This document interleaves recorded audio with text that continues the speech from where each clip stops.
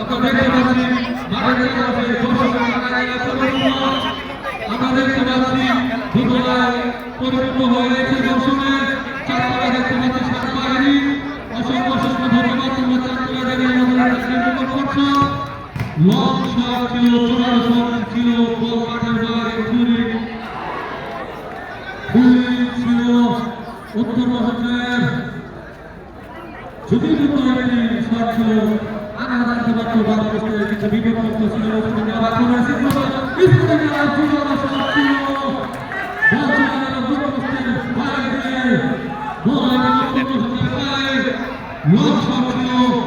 যে শটটি বাদ করতে না দিতে পারে বল বাদ করতে সেরকম একটি শট হয়েছিল